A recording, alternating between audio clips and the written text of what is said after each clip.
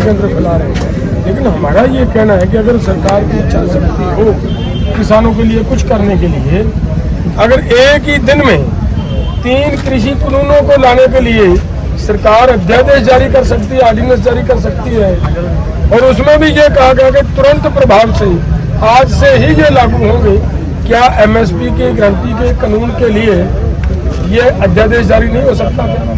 ये भी हो सकता है, वो अध्यादेश जारी करे, और हमें इसके लिए तो कोई टाइम की जरूरत नहीं है।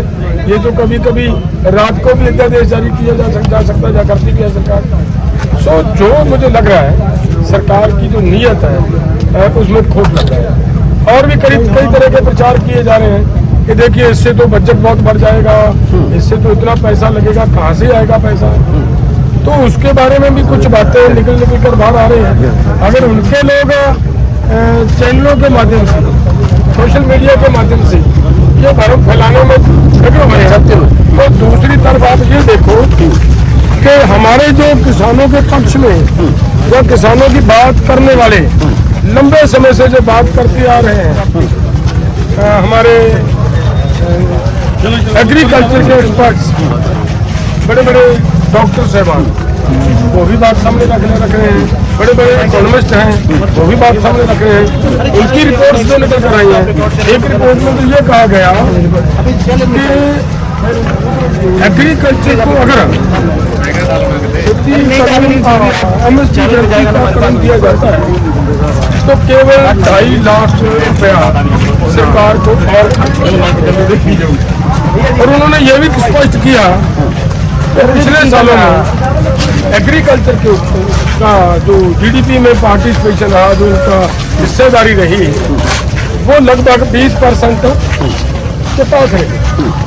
अगर 20% देश की जीडीपी में हिस्सा डालती है खेती, क्या उसके लिए 2.5 लाख करोड़ नहीं निकल सकता? कि जब इस पे डिपेंड लोग लगभग 60% लोग इस पर डिपेंड है।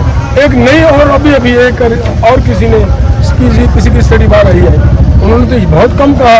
क्रिसिल की स्टडी एक आई है, क्रिसिल की। वैसे आंकड़े कई तरह के हैं। कुछ आंकड़े आ रहे हैं कि 10 लाख करोड़ का बर्डन होगा, कुछ आंकड़े आ रहे हैं 5 लाख करोड़, कभी कहा जा रहा है 16 लाख करोड़। तरह तरह के आंकड़े हैं कि अगर एमएसपी की गारंटी दी गई और एमएसपी पर सारी फसलें खरीदी गई तो इतना बर्डन आएगा। हालांकि उस पर मैं आगे आता हूँ सवाल, उसमें बहुत सारे किसान लीडर ये भी कह रहे हैं, आपकी भी राय शायद होगी, कि हम ये नहीं करें सारा सरकार खरीदे, जो भी खरीदी जाए वो एमएसपी पर खरीदा जाए, चाहे प्राइवेट व्यापारी खरीदे, ये भी कह रहे हैं शायद आप। देखिए, मांग ही ये है, एमएसपी की गारंटी का कानून बनाने के लिए हमारी यही मांग है कि जो भी हमारी फसल खरीदे, पहले सरकार खरीदे या फिर मतलब व्यापारी खरीदे, उससे कम हमारी फसल नहीं बिकनी चाहिए। अगर कहीं पे सरकार को अपनी जेब से कुछ व्यापारी ने पैसे दे दिए, उसने खरीद ली, जो घाटा पड़ा वो सरकार उनका पूरा कर सकती है, जिसको ये बोलते हैं भावांतर योजना के तहत देते हैं, वो दे सकते हैं ये। लेकिन जो हमें नई स्टडी बता रही है, वो ये बता रही है कि केवल 36,000 करोड़ रुपया देने से 60% लोगों का बड़ा हो सकता है। जो आज सुसाइड कर रहे हैं उनको बचाया जा सकता है।